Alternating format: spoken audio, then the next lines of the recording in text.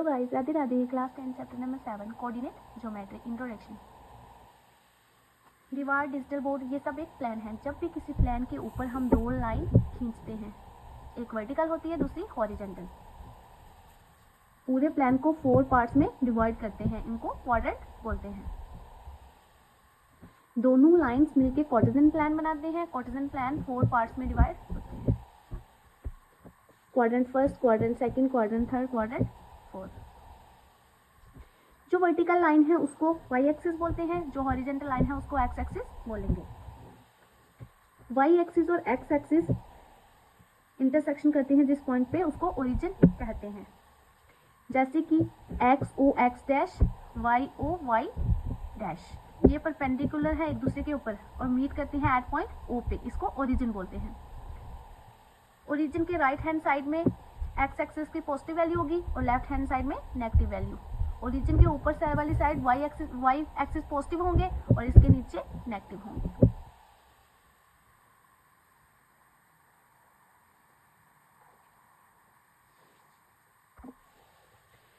First quadrant में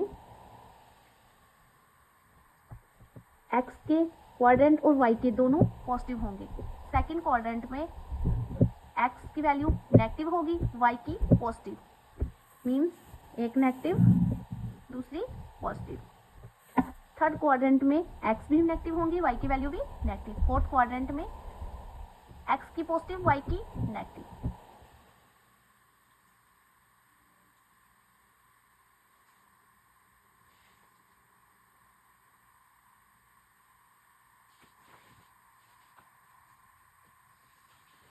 ये plan है किसी पॉइंट का या नंबर लाइन का। इस पॉइंट को एक्स तक लेके चलो,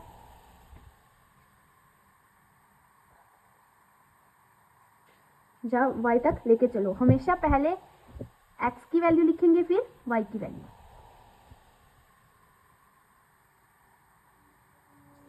एक्स वाले कोऑर्डिनेट को एब्सिका बोलेंगे और जो वाई के कोऑर्डिनेट होंगे ये इनको ऑर्डिनेट बोलेंगे।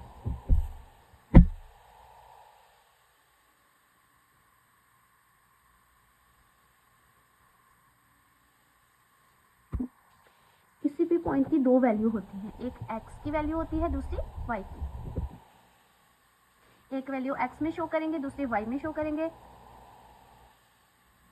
एक्स की वैल्यू को एब्सिका बोलेंगे, वाई की वैल्यू को ऑर्डिनेट बोलेंगे।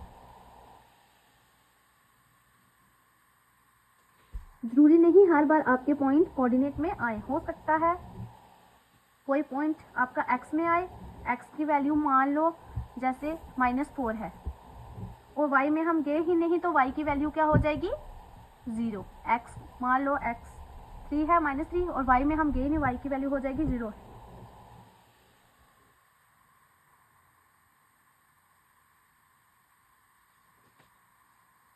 और ये पॉइंट कोऑर्डिनेट में लाई नहीं कर रहा है एक्स एक्सिस के। मान लो पॉइंट एक्स एक्सिस पर है तो हमेशा याद, एक्स एक्सिस पर मान लो जैसे ये है, याद रखना अगर पॉइंट एक्स एक्सिस पर है तो एक्स कोऑर्डिनेट कुछ भी हो सकता है, वाई कोऑर्डिनेट 0 होगा।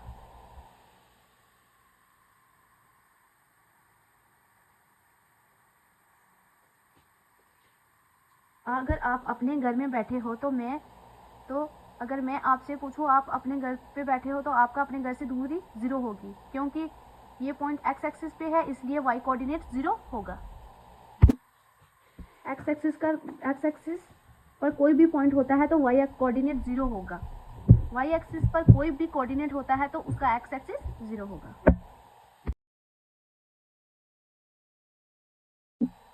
डिस्टेंस फार्मूला क्या होता है? दो पॉइंट्स के बीच की दूरी निकालना। ए के कोऑर्डिनेट्स हो जाएंगे 1 और 2, बी के 5 और 6।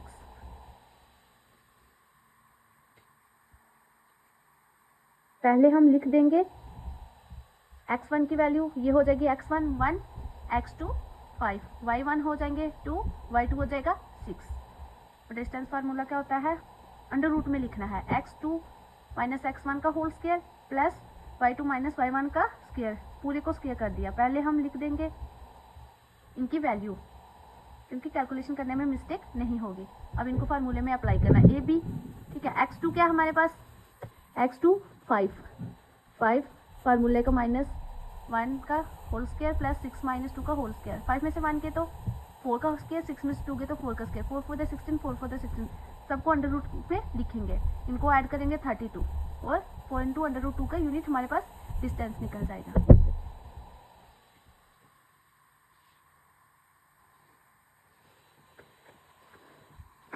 फिर ओरिजिन से डिस्टेंस निकालना है अगर तो ए के कोऑर्डिनेट्स दिए हुए हैं एक्स और वाई, ओरिजिन के कुछ भी नहीं दिया 0 0 मान लेंगे। ओ एक इक्वल टू एक्स का स्क्वायर प्लस बी का वाई का स्क्वायर। ए बी क्या है हमारे पास 5, ठीक है, एक्स 5 वाई 3। ओ ए का स्क्वायर 0 + 5 का स्क्वायर 0 + 3 का स्क्वायर मीन्स 5 का स्क्वायर प्लस 3 का स्क्वायर। 5 5 दा 25, 3 3 दा 9, इन दोनों को ऐड करेंगे 34 यूनिट्स हमारे पास आ जाएगा। एरिया ऑफ ट्राइंगल फार्मूला क्या है, ए के x1 y1 B x2 y2 सी x3 y3, ये तीनों वर्टिसेस दिए हुए हैं ए बी सी के। फार्मूला क्या होता है, area of triangle A B C equal to 1/2 bracket open x1 bracket open y2 - y3 plus x2 y3 - y1 plus x3 y1 - y2। Section formula क्या होता है, किसी चीज को पार्ट्स में डिवाइड करना। सपोज कर लो इस लाइन को हमने 3:4 की रेशियो में कट कर दिया है। ए के कोऑर्डिनेट्स हो जाएंगे x1 y1, बी के कोऑर्डिनेट हो जाएंगे x2 y2 और पी के x और y। जो भी रेशियो दी जाएगी उसको m1 और m2 मान लेंगे। x की हेल्प से x वाला पार्ट निकालेंगे, y की हेल्प से y वाला पार्ट निकालेंगे।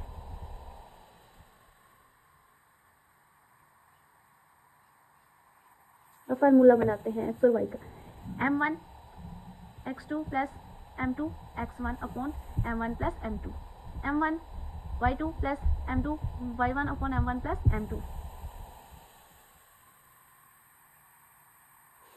इनकी वैल्यू m1 क्या है 3, m2 क्या है 4, x1 क्या है हमारे पास 1, y1 क्या है 3, x2 क्या है 2, y2 क्या है 7।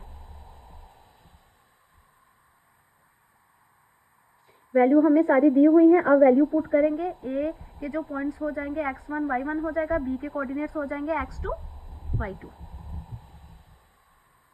अब x वाला निकाल रहे हैं तो x वाला लेंगे, y का निकालेंगे तो y वाला लेंगे।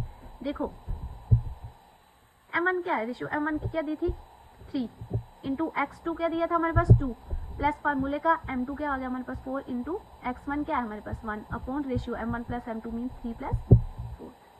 अब देखो m1 क्या है हमारे पास 3 इंटू y2 क्या है 7 प्लस फार्मूले का m2 क्या है हमारे पास 4 इंटू y1 क्या है हमारे पास 3 upon ratio m1 plus m2 3 + 4, 3 to the 6 plus 4 1 the 4 upon 3 + 4 7, 7 3 the 21 plus 4 into 3 12 upon 3 + 4 7, 6 और 4 10 होते हैं अपॉन 7, 21 प्लस 12 ऐड करेंगे तो 33 अपॉन 7।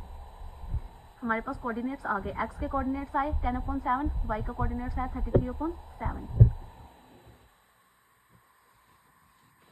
मिड पॉइंट फार्मूला क्या होता है,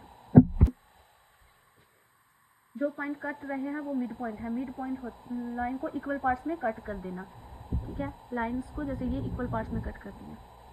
इसका फार्मूला क्या बनेगा x2 + x1 upon 2 y2 + y1 upon 2। पहले x1 लिखेंगे, x1 + x2 upon 2 y1 + y2 upon 2, mid point formula.